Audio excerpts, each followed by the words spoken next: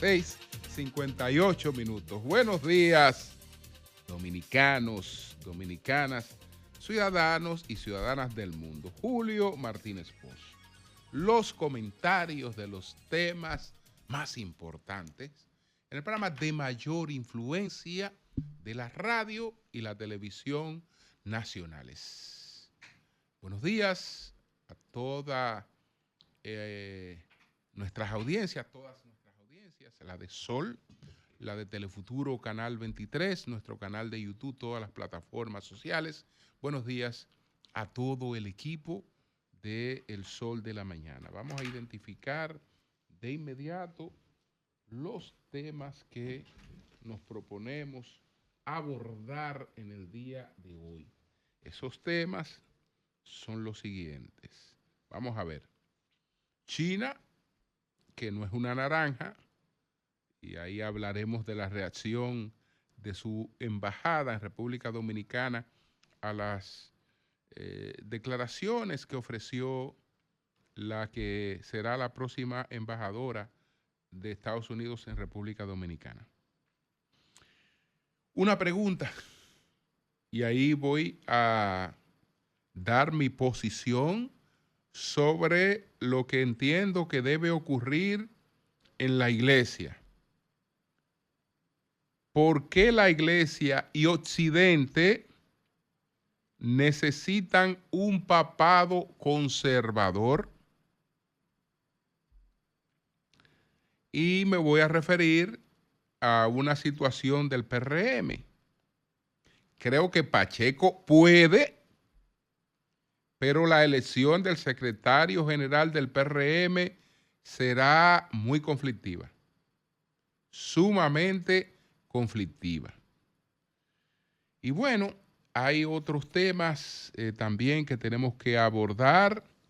Saludar la reunión entre nuestro presidente, don Luis Abinader, y el secretario de Estado de los Estados Unidos, Marco Rubio, que ocurrió ayer en Washington, en un escenario o previo a un escenario en el que tanto el mandatario dominicano como el secretario de Estado estadounidense iban a ser objeto de un reconocimiento por parte del Comité Hispano del Congreso. Se llama Instituto de Liderazgo Hispano del Congreso de los Estados Unidos, que está otorgado un reconocimiento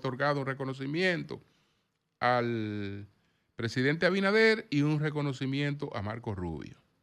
Entonces hubo una reunión, un encuentro entre Marco Rubio y el presidente. El propio Palacio, los medios le llaman reunión bilateral.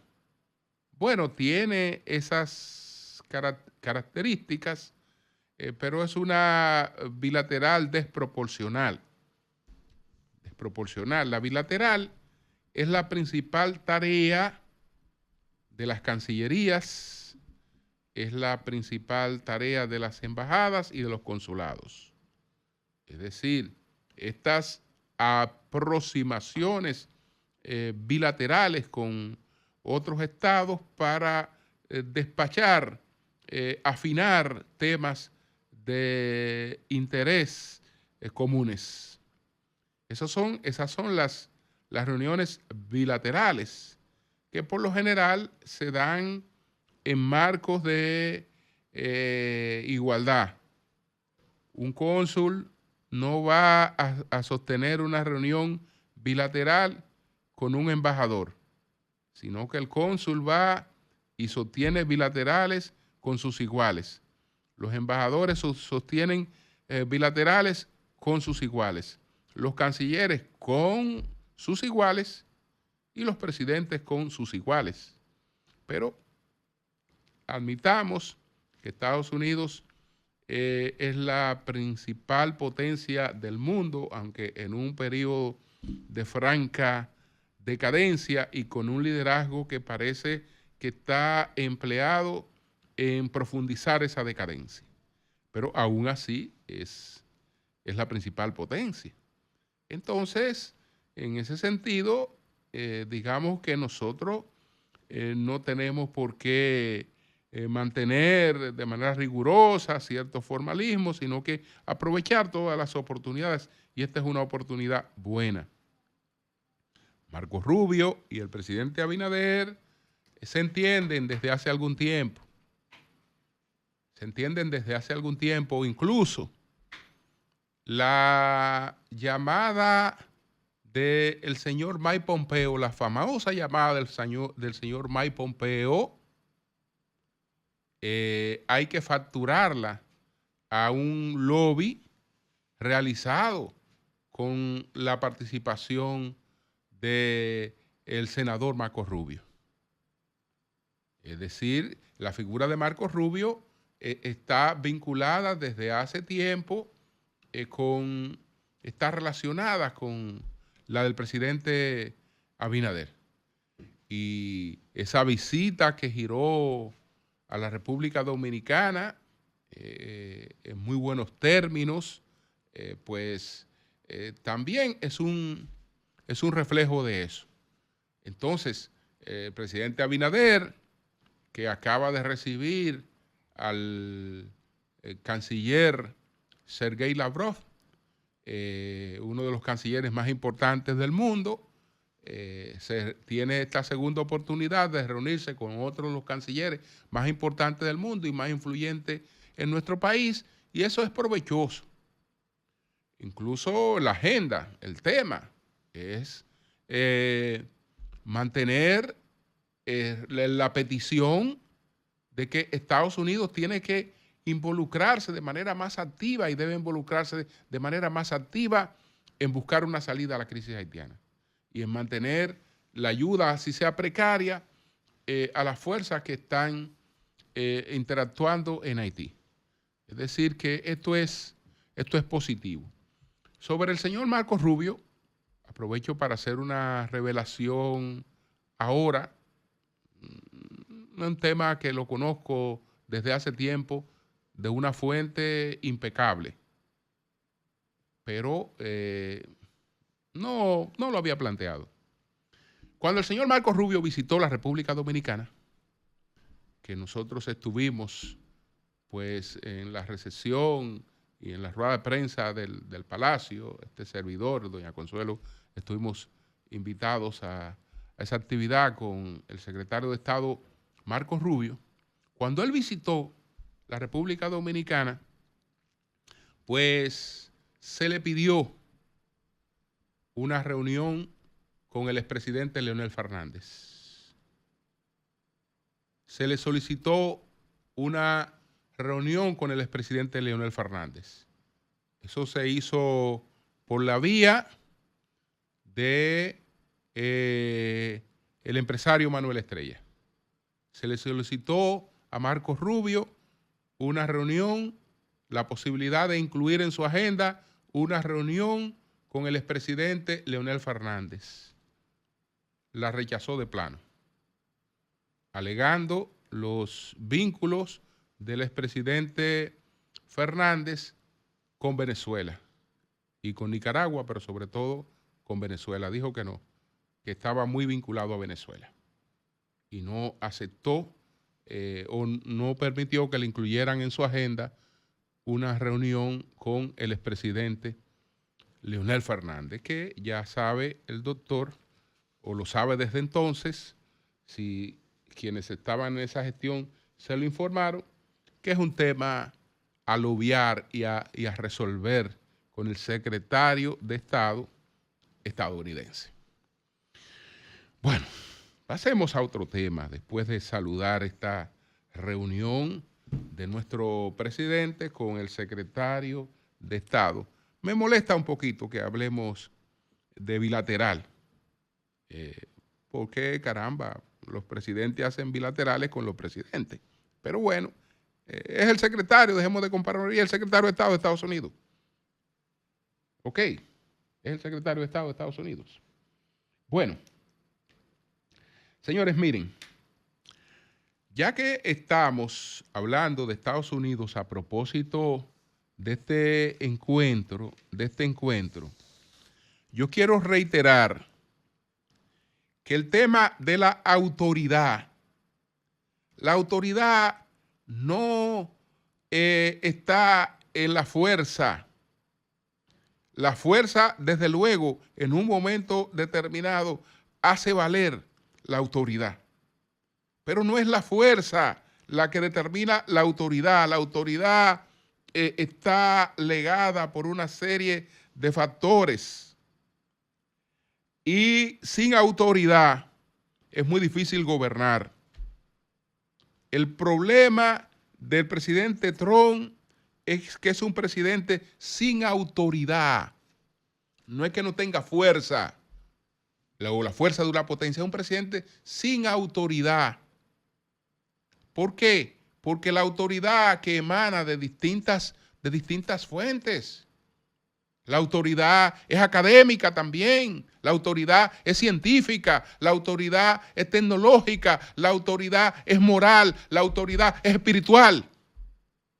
Sí, la autoridad viene de muchísimos componentes que usted tiene que armonizarlo, porque usted no puede estar gobernando un país y que se perciba que usted no sabe lo que está haciendo y que a usted no lo respetan en lo que usted está haciendo. Dos cosas ocurrieron ayer, de esas que uno comenta todos los días, porque todos los días hay cosas para comentar, pero ayer ocurrieron dos que son patéticas. La burla a la secretaria de Educación, que le envía una carta a la Universidad de Harvard, que si bien es cierto que explica conceptualmente una posición que puede ser una posición interesante, pues la carta parece escrita por una persona con muy escaso nivel de instrucción. Y entonces la carta es objeto de burla por la cantidad de faltas que tiene. Y se ha hecho viral una carta que la secretaria de Estado de Educación le envía a la Universidad de Harvard. Pero ¿qué es lo que pasa? Que Harvard es parte de la autoridad de ese poder que se llama Estados Unidos. Harvard es parte de una fuente de esa autoridad. Porque cuando hablamos de los Estados Unidos y respetamos las cosas de los Estados Unidos, lo hacemos no solo porque Estados Unidos tiene ese impacto militar en el mundo, sino porque de Estados Unidos emana la autoridad académica. Entonces, digamos, una de las principales fuentes de autoridad académica de Estados Unidos está burlándose de la secretaria de Educación de Estados Unidos. Pero ampliamente. ¿De dónde sacó Trump esa señora para ponerla como secretaria de Estado de Estados Unidos? Vaya a ver si su actividad tiene algo que ver con la educación de un país. La señora es empresaria de lucha libre. Es decir, que tú la puedes llevar a una comisión de lucha libre, tú la puedes llevar a una cosa que es empresaria, de las principales empresarias por el marido de lucha libre. Perfecto. Mire, usted es ministra de Educación. Pero usted sabe cuál fue la principal tarea que Trump le asignó como ministra de Educación, que por eso tal vez fue que la puso. Vamos a desaparecer ese ministerio. Es decir, el Ministerio de Educación va a desaparecer, usted es ministra. Porque en el fondo él tiene un criterio de que la educación debe traspasarse más a los estados, etc. Entonces, mire, cuando pasa una cosa como esa, la verdad es que el poder se disminuye, se diluye mucho. Y lo otro, lo que ocurrió en la Reserva Federal en el día de ayer, ninguna baja en las tasas, nada de eso. Y una advertencia contundente por parte del presidente de la Reserva Federal de Estados Unidos, Jeremy Powell. Si los grandes aumentos arancelarios se mantienen, es probable que generen un aumento de la inflación, una desaceleración del crecimiento económico y un aumento del desempleo. Y las tasas se mantienen altas, ninguna baja, etcétera. Que haga lo que le dé su bendita gana ese señor. Es decir, es una desautorización que emana por todas partes. Ahí quiero referirme, pero ya en más plano local, a la respuesta que ha dado en la Embajada de la República de China, en la República Dominicana, la República Popular China, la República Dominicana, la respuesta que ha dado a las afirmaciones que hizo la señora Liz Campos, la señora que viene como embajadora de Estados Unidos, Liz Campos Francis, que una de las cosas que dijo, que uno de sus objetivos es pues hacer desaparecer o disminuir la influencia maligna de las relaciones con China. ¿Qué dijo China? Esto es una injerencia flagrante en la soberanía diplomática de la República Dominicana, impregnada de arrogancia y falta de respeto hacia su gobierno y pueblo. La embajada china expresa su profunda indignación y firme oposición. Ahí hay dos cosas, porque ahí hay una respuesta de Estados Unidos, pero también esa respuesta pasa por un cuestionamiento a la República Dominicana, porque esta embajada está diciendo: ustedes no se hacen respetar, porque lo que esta señora ha hecho allí es un irrespeto, repito, esto es una injerencia flagrante a la soberanía diplomática de la República Dominicana, impregnada de arrogancia y falta de respeto hacia su pueblo y su gobierno. Y si eso se hace es porque eso se tolera o porque eso se permite. Pero en definitiva el gobierno no es culpable de eso. Son formas. Lo que quiero significar claramente es que ni nosotros ni nadie puede hoy tratar a China como algo de lo que usted puede prescindir o de algo en lo que usted se puede dejar presionar, y eso no tiene consecuencias. Y eso no tiene consecuencias. Incluso ya ustedes ven cómo varios presidentes de América del Sur ahora están pues en China, van a la cumbre CELAC China abiertamente en desafío a los Estados Unidos, cosa que esto todo lo ha promovido el actual gobierno de Estados Unidos. Todo lo ha promovido. Todo lo ha promovido. Pero bueno, quiero tratar estos dos temas. ¿Por qué entiendo que el próximo papado debe ser conservador? ¿Por qué a la iglesia y por qué a Occidente les convienen a ambos un liderazgo conservador? Lo primero es que el papado como tal es una institución conservadora. A cualquier liberal el papado le resultará sumamente incómodo y se expone a lo que se expuso Francisco, que tuvo la flema de soportarlo. Pero ser papa sin que te se respete y se te sometan a desconsideraciones que nadie las había padecido, eso Francisco lo aguantó. Eso Francisco lo aguantó, incluyendo actos sin precedentes como ese al que me referí, porque la primera persona que habló aquí de las posibilidades, pero mucho antes, de cónclave, de muerte de papa, cuando este no era un tema en el tapete, la primera persona que habló de Luis Antonio Tagle, de Chito Tagle, fue este servidor. En ocasión en la que hablé de un acontecimiento que tampoco es un acontecimiento que se ha tratado mucho. Creo que he sido la única persona que ha tratado ese acontecimiento que se produjo el 1 de abril del año 2021. Ese acontecimiento que se produjo el 1 de abril del año 2021 fue la famosa Cena de los Cuervos en pleno Vaticano.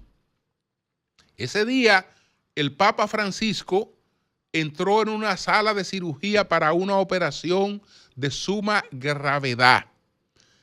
Y un grupo de cardenales y de obispos se reunieron abiertamente en el Vaticano, no para orar por la salud del Papa, sino para empezar a redefinir abiertamente el futuro de la Iglesia. El Papa, después de eso, se restableció, volvió, él mismo denunció lo que ocurrió, etcétera, etcétera, pero eso no había ocurrido con ningún Papa. Eso no había ocurrido con ningún Papa. Entonces, cuando hablo de liderazgo conservador, ¿por qué yo hablo de un liderazgo conservador? Porque, insisto, y he hablado varias veces de esto, se da un tratamiento igual a lo que se llama ultraderecha que a lo que se llama conservadurismo. La gente puede pensar que cuando estoy hablando de un liderazgo conservador estoy hablando de Donald Trump. No, Donald Trump no es un liderazgo conservador, pero para nada. Conservador puede ser el Partido Republicano, pero no Donald Trump. Es decir, no es un liderazgo conservador, porque estamos hablando que el conservadurismo, que digamos, sienta sus bases en el siglo XVIII,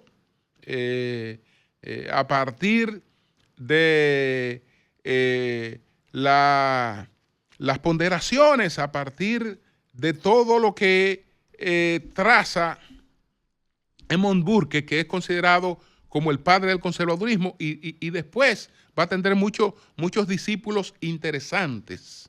Pero si buscamos una definición del conservadurismo, la que yo más he usado es extraída de Roger Scruton, que escribió un libro que se titula ¿Qué es el conservadurismo? Y te lo define de manera sencilla. ¿Qué es el conservadurismo? El conservadurismo, en la visión de Scruton, es una visión del mundo basada en la historia y en las tradiciones culturales. Básicamente eso, en la historia y en las tradiciones culturales. Hay otros tratadistas, por ejemplo, está el señor Russell Kirk. Kirk escribió una obra por los años 50 que se titula Los fundamentos del orden. Y en los fundamentos del orden, él define al conservadurismo. Dice: el conservadurismo es la expresión de la disposición humana a aprender de la experiencia, a respetar las tradiciones y a someternos a las limitaciones impuestas por el orden moral y el conocimiento divinos. El conocimiento divino. Y otro tratadista, otro, digamos, de los conceptualizadores del conservadurismo, que es el señor Oakeshott, lo define de la manera siguiente: el conservadurismo no es una ideología fija y rígida, es más bien una posición de preservar, renovar, ajustar gradualmente las instituciones y prácticas que han demostrado ser eficaces a lo largo del tiempo. Así definimos el conservadurismo. Entonces, ¿qué es lo que pasa con la bendita iglesia? ¿Y qué es lo que pasa con Occidente? Señores, el modelo occidental que hemos conocido imponiéndolo todo en la vida a partir sobre todo de la Segunda Guerra Mundial, ese modelo está de capa caída. Ese modelo hoy no está en condiciones de imponer absolutamente nada. Señores, ni siquiera la moda. Usted sabe qué era la moda y qué fue lo que se hizo la moda en el mundo y cómo eso se trazó. La moda era todo aquello, todo aspiracional que un afrodescendiente de 17 años le parecía bien, era bueno para todo el mundo en todas partes del mundo. ¿Por qué? Porque el afrodescendiente interpretaba como nadie el aspiracional de la clase media estadounidense. Es decir, ese aspiracional lo leía como nadie. Entonces, todas las grandes marcas, para determinar si su producto podían tener un alcance mundial, ese producto tenía que serle empático a un joven afrodescendiente de 17 años. Y si a un afrodescendiente en Estados Unidos de 17 años le gustaba andar en cuero, a todo el mundo le gustaba andar en cuero. Si a un afrodescendiente le gustaba andar con pantalones rotos, a todo el mundo le gustaba andar con pantalones rotos. Si a un afrodescendiente le gustaba andar con pantalones cayéndose, a todo el mundo le gustaba. Y eso imponía la moda, pero cuando eso ocurría, el modelo de estilo de vida en el que el mundo se fijaba era en el de la clase media estadounidense. Hoy esa clase media no puede inspirar ni la moda. Ni siquiera la moda la puede inspirar en el mundo porque ya hay otras clases medias con mayor capacidad de consumo que lo van variando todo. Pero así como ese modelo impuso una serie de informalidades, todo eso hoy está contrapesado por algo en el que insisto: las civilizaciones que están emergiendo son civilizaciones tradicionalistas y las próximas modas y las próximas imposiciones en las que nos veremos todos van a buscar algún arraigo en las tradiciones. ¿Por qué? Porque hoy la clase media con mayor capacidad de consumo es la China. Porque hoy la clase media con mayor capacidad de consumo es la hindú. Porque hoy la clase media con mayor capacidad de consumo está en África, incluso con niveles superiores a la clase media estadounidense. Entonces, todo eso impone cambio, pero en todo en la vida. Entonces, ¿qué ocurre?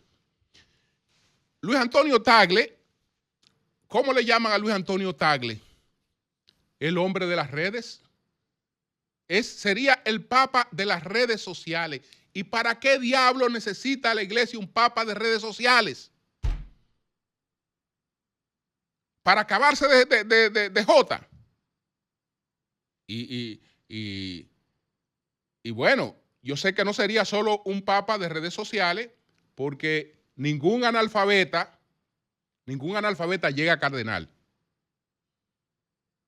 Y ningún analfabeta llega a cardenal con posibilidad de ser escogido papa. Es decir, para usted llegar ahí y poder ser escogido papa, tiene que haber fundamento.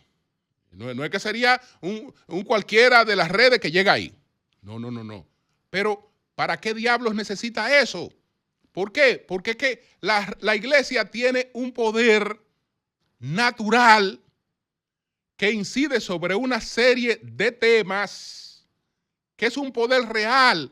¿Y cómo tú vas a cambiar un poder real por un poder ficticio? ¿Quién ha dicho que existe algún liderazgo de redes? Eso no existe, porque no existe de manera orgánica. Y ningún líder mundial en el mundo es un líder que puede encargarse ni manejar redes, porque ya incluso eso tienen que hacerlo estructuras que te puedan dar el nivel de competencia que eso requiere, porque todo el mundo sabe que en lo que se llama ese liderazgo de redes hay una gran cantidad de cosas que no son reales. Hay una gran cantidad de cosas que hay que inventarlas, que hay que crearlas, que no existen. Que no existen. Entonces, no, la iglesia, si hoy Occidente tiene una institución que en términos tradicionales puede ayudarla a aguantar, a resistir su confrontación con civilizaciones milenarias, esa es la iglesia. Esa es la iglesia. Lo único que Occidente tiene para enfrentar una civilización que tiene más de 5.000 años es una tradición que tiene más de 2.000. Y esa tradición es la iglesia católica. Esa tradición es la iglesia católica. Ese es el único peso real. El único peso real que hoy le queda a Occidente. El único peso real. Entonces, eso necesita estar en manos de un liderazgo que entienda eso. Hasta ahora, Prieto Parolin. ¿Por qué? Porque Parolin es verdad que está más cercano de Francisco que de Benedicto XVI. Porque Parolin puede decirse que es un liderazgo progresista, pero no a los Francisco. A Francisco se le fue la mano. Eso que pasó con Francisco no fue casualidad, que el presidente del Colegio Cardenalicio no lo mencionó. No lo mencionó, es decir, es un mensaje, no, ya Francisco se murió. Al inicio del cónclave, el presidente del Colegio Cardenalicio, en la homilía, no mencionó a Francisco, no, ya la iglesia sepultó a Francisco. Ese es el mensaje. Ya la iglesia sepultó a Francisco, ya tenemos que empezar a ver otra cosa. Entonces la iglesia sepultó a Francisco. Entonces, bueno, Parolin no es una persona cercana a Francisco, más o menos abierta, pero no al extremo de Francisco. No al extremo de Francisco. Y pudiera ser un poco más conservador, no al extremo de Benedicto XVI. Es decir, es un híbrido entre Benedicto XVI y Francisco. Y yo creo que por ahí pudiera estar la cosa. No hay garantía de nada, ni yo estoy diciendo que sea por ahí que va a estar la cosa. No estoy diciendo por ahí. Estoy diciendo que si me tocara influir en eso, evidentemente que la iglesia necesita un liderazgo conservador, porque el papado es una institución conservadora. Y la iglesia es la conservación de la cultura de Occidente, en gran medida. Es lo único que le queda fuerte a Occidente para poder confrontar todo el peso de civilizaciones que hoy tienen todas las posibilidades de sobreponérsele y de influirlo absolutamente todo. Absolutamente todo. Pero bueno, tengo que dedicar por lo menos 3 minutos al PRM. ¿Por qué? Alfredo Pacheco ayer decidió que va a buscar la Secretaría General del PRM. Y bueno, Alfredo Pacheco no es cualquier cosa. Tiene simpatía en todos los bloques PRMistas, porque el PRM usted sabe que son varios partidos. Cuando estamos hablando de 144 diputados, no estamos hablando de 144 del PRM, sino de los varios partidos que hay dentro del PRM. Ahí hay simpatía para Pacheco en todos. Y y debe tener como simpatía como en 18 senadores. Perfecto. Los problemas de Pacheco, ¿cuáles son? Número uno, el primer lío que hay con eso se llama Hipólito Mejía. ¿Por qué? Porque hasta ahora el presidente Abinader tomaba la presidencia del PRM y Hipólito la secretaría general. Nadie discute que el presidente Abinader va a ser presidente del PRM. Entonces, lo que le toca a Hipólito iría a competencia.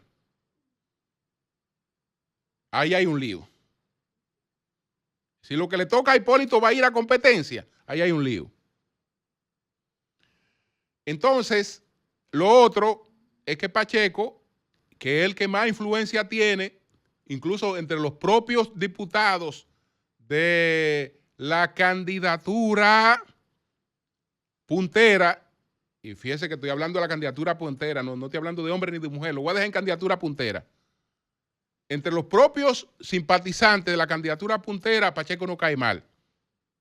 Ahora, Pacheco tiene situaciones con la candidatura puntera que tiene que resolverla. Si tiene esos dos escollos, el escollo que se llama Hipólito Mejía, el escollo que es la candidatura hoy del PRM, hasta hoy, la candidatura definida en el PRM, entonces esas cosas él tendría que resolverlas. Pero a Pacheco le entusiasma la Secretaría General y ustedes saben que él tiene un viejo, qué sé yo, con la alcaldía. Él tiene un viejo, qué sé yo, con la alcaldía. Ahora que no hay competencia en la alcaldía porque el aspirante sepinterno del PLD se fue, no hay aspirante para la alcaldía, pues Pacheco también está viendo un chance por ahí. Pero bueno, vamos a ver. Cambio y fuera.